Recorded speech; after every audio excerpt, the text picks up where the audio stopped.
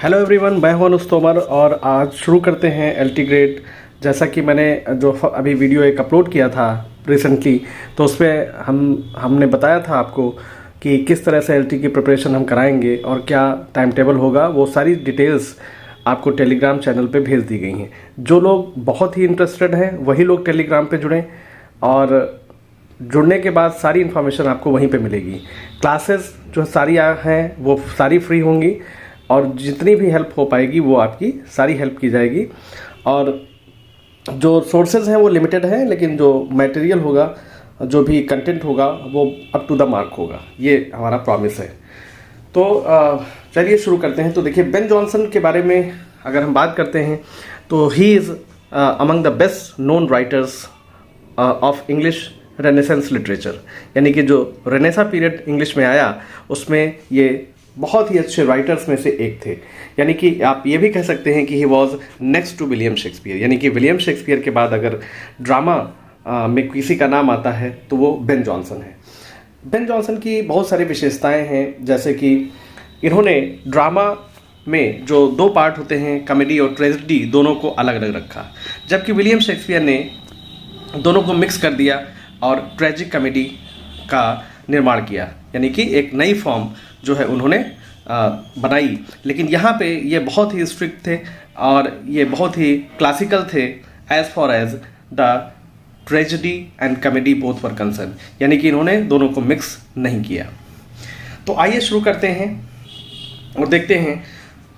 तो सबसे पहले तो इनकी बर्थ के बारे में जानेंगे। He was born on 11 June 1572 Westminster, London, England, यानी कि इंग्लैंड में इनका जन्म हुआ था 11 जून 1572 में, और ही वॉज डाइड ऑन 16 अगस्त 1637, यानी कि लगभग मान के चलिए 65 ईयर्स की एज तक इन्होंने अपना जीवन जिया और लंदन में इनकी डेथ हुई। नेक्स्ट अगर हम बात करते हैं तो अगर इनके फुल नेम की हम बात करते हैं तो बेंजामिन जॉनसन इनका पूरा नाम है। Considered as dramatist, literary critic और लिरिक पोएट, यानी कि अगर बहुत बड़े स्केल पे समझा जाए तो ये कौन थे, तो एक ड्रामेटिस्ट के रूप में इन्होंने सबसे ज़्यादा पहचान बनाई।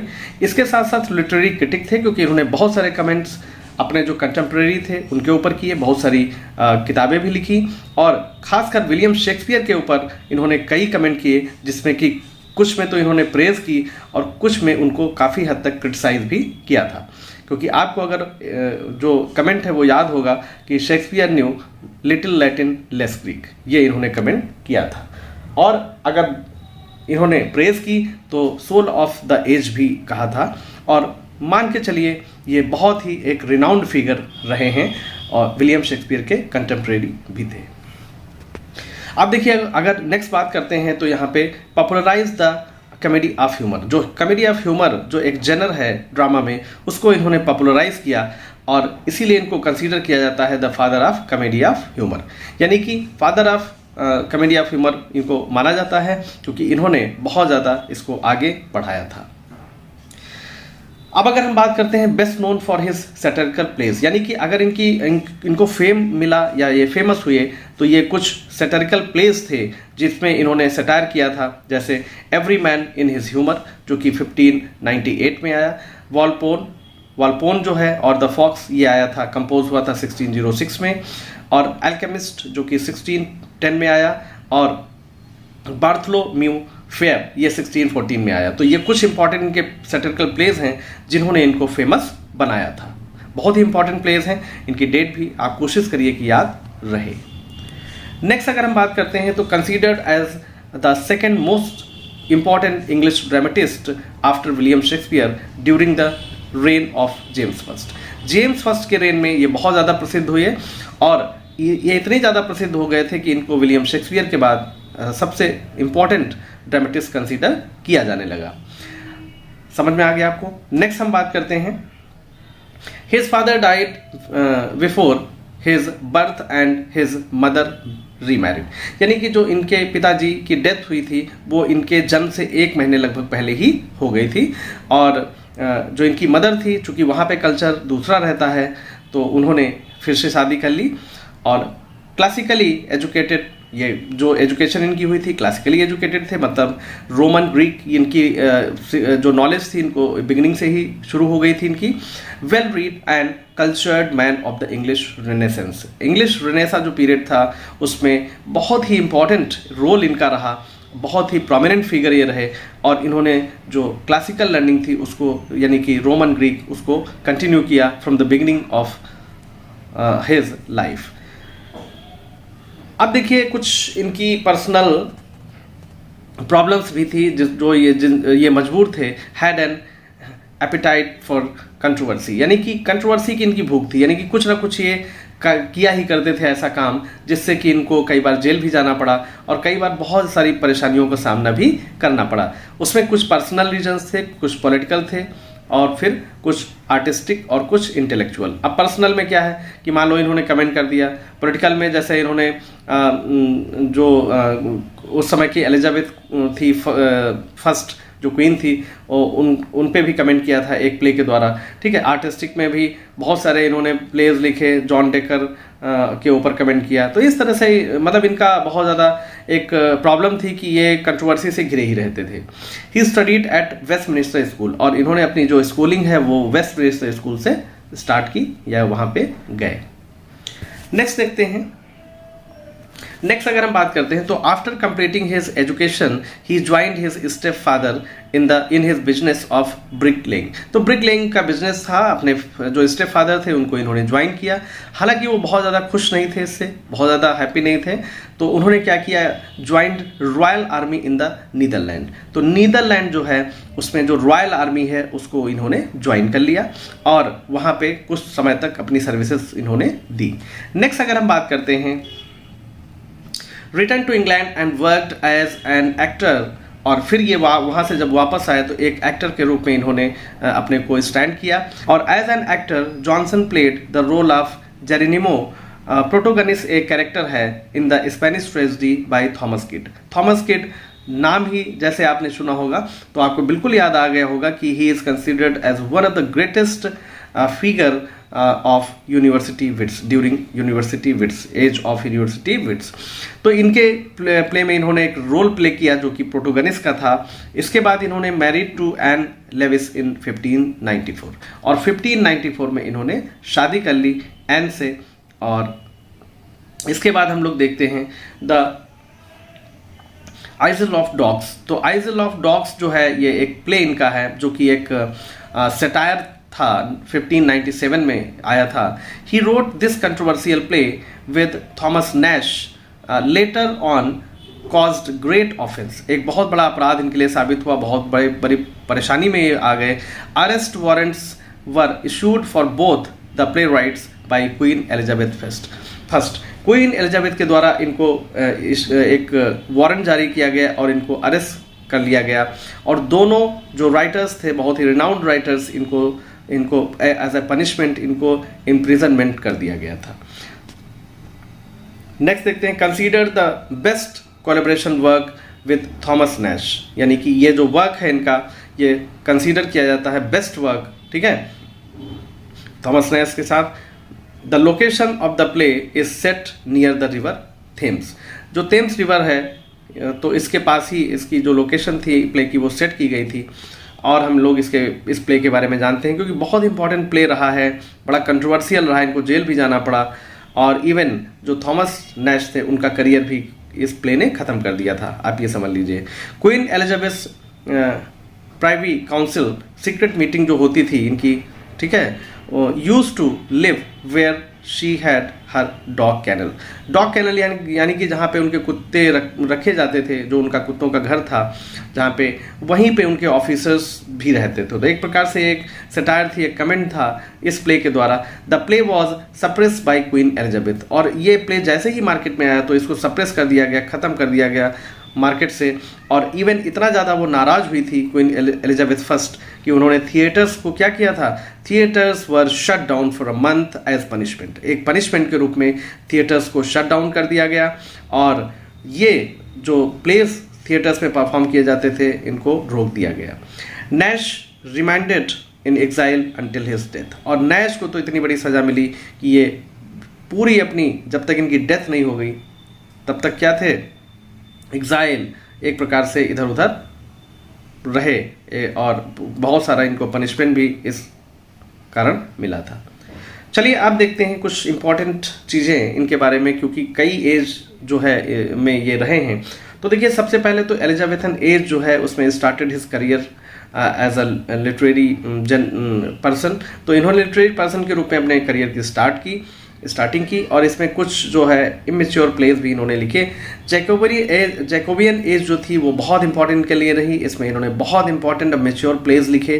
बिकेम लिटरेरी डिक्टेटर इनको कहा जाने लगा। लगभग 25 साल तक इनका पूरी तरह से जो करियर है वो लिटरेरी डिक्टेटर के रूप में रहा, यानी कि बहुत ही बड़े ये रिनाउंड फिगर के रूप में रहे। 25 साल तक इनको कोई भी पीछे नहीं कर पाया था। कैरोलिन एज जो थी लॉस्ट हिज इन्फ्लुएंस, यानी कैरोलिन एज में इनका जो इन्फ्लुएंस था, इनका जो चार्म था वो धीरे धीरे खत्म हो गया। तो एक प्रकार से इन्होंने 3 एजेस को रिप्रेजेंट यहाँ पे किया है। नेक्स्ट हम लोग बात करते हैं क्लासिकली एजुकेटेड। तो क्लासिकली एजुकेटेड हमने अभी आपको बताया था कि जो ये बेन जॉनसन है, इन्होंने studied Greek and Roman literature from the beginning of his early education. शुरुआत से ही इन्होंने रोमन और ग्रीक जो लिटरेचर था उस पर बड़ा इंटरेस्ट इनका रहा। फॉलोड क्लासिकल यूनिटीज़, यानी कि unity of time, unity of place, unity of action, जो कि अरिस्टोटल ने अपनी पोएटिक्स में दिया था उसको इन्होंने पूरी तरह फॉलो किया। ये शेक्सपियर की तरह बिल्कुल नहीं थे, ये बहुत ही स्ट्रिक्ट थे, बहुत ही क्लासिकल राइटर अपने को कंसीडर करते थे, एक क्लासिकल ड्रामेटिस्ट अपने को कंसीडर करते थे। He did not mix tragedy with comedy Shakespeare had done in later phase. जैसा कि शेक्सपियर ने लेटर फेज में किया ऐसा इन्होंने बिल्कुल नहीं किया। इन्होंने जो ट्रेजेडी थी उसको अलग, कॉमेडी जो थी उसको अलग, दोनों को अलग अलग रखा। नेक्स्ट हम लोग अगर बात करते हैं तो इसमें देखिए 1616 में पोएट लॉरेट इनको बनाया गया। तो became first unofficial poet laureate. तो अगर ऑफिशियल की बात करते हैं तो जॉन ड्राइडन आएंगे और अनऑफिशियल की अगर हम बात करते हैं तो बेन जॉनसन आएंगे। अब देखिए बात करते हैं ट्रेजेडी की। तो ट्रेजेडी में कुछ 2 ही ट्रेजेडी इन्होंने लिखी थी जो कि बहुत ज़्यादा फेमस नहीं हुई, क्योंकि उस समय जो रेनेसेंस ऑडियंस थी उन्होंने इसको बहुत ज़्यादा पसंद नहीं किया था। ठीक है, तो इसमें देखिए पहली है सेजनस, जो कि है सेजनस इज फॉल, ये, और दूसरा है कैटिलाइन हिज कॉन्स्पिरेसी। ठीक है, तो ये 2 जो है इनकी ट्रेजेडीज थी जो कि 1603 1611 में आई थी। तो इसमें देखिए नोट पे हमने ये मेंशन भी कर दिया है, the above tragedies were failed to attract the renaissance audience. तो यानी कि रेनेसेंस ऑडियंस जो थी उसको अट्रैक्ट करने में ये कॉमेडी फेल हो गई पूरी तरह। अब देखिए अगर हम बात करते हैं कॉमेडी की तो इन्होंने a tale of tub written in 1596 performed in 1633। तो ये जो है इन्होंने लिखी, considered his earliest play but staged during his last phase of his life. यानी कि लिखी तो पहले गई थी लेकिन बहुत लास्ट में इसको परफॉर्म किया गया। बारोड एलिमेंट्स फ्रॉम एरिस्टोफेनिस, प्लेटोस, और ये इसमें जो थीम है या जो एलिमेंट है, जो कंटेंट है, वो कहाँ से इन्होंने लिया था, वो था एरिस्टोफेनिस से लिया था।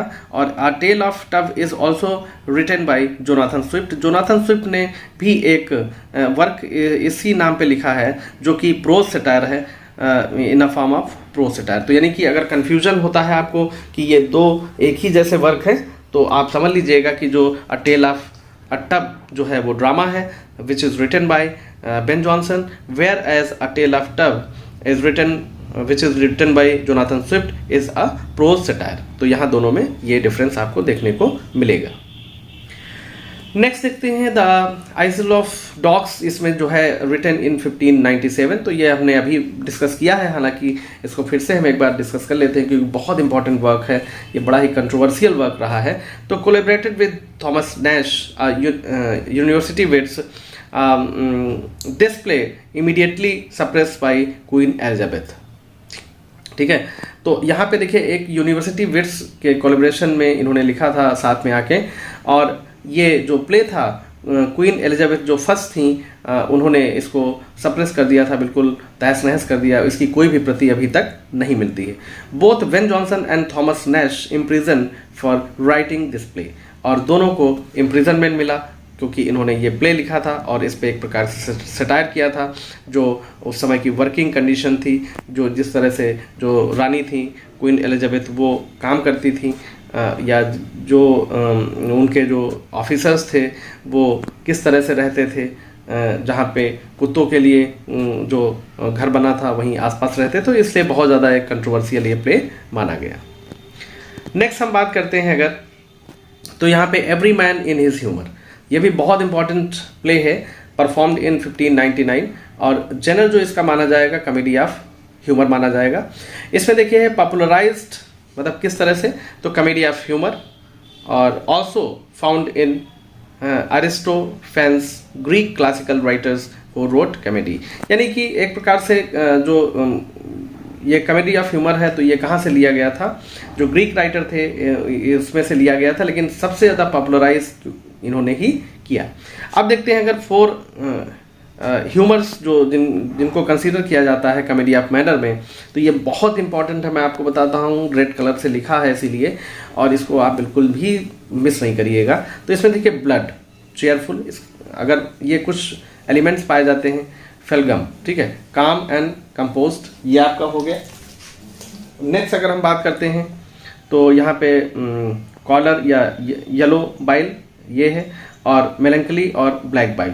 तो इसमें देखिए एक एक की हम बात कर लेते हैं। तो देखिए पहला तो ये है कि अगर कोई भी ह्यूमन बीइंग है और वो बिल्कुल इमोशनली परफेक्ट है, तो ये सारी चीज़ें क्या हैं, एक निश्चित जो मात्रा में पाई जाएंगी। अगर कोई भी ज़्यादा हो जाता है तो क्या होगा, अगर ब्लड ज़्यादा हो गया तो चेयरफुल हो जाएगा पर्सन, फेलगम ज़्यादा हो गया तो काम एंड कंपोज हो जाएगा, और फिर कॉलर या येलो बाइल हो गया तो एंग्री और इल टेम्पर्ड हो जाएगा, या फिर मेलंकली और ब्लैक बाइल हो गया तो सैड और मेलंकली वो हो जाएगा। तो इस तरह से ये माना गया है, एक कंसीडर किया गया है इसमें इस चीज को।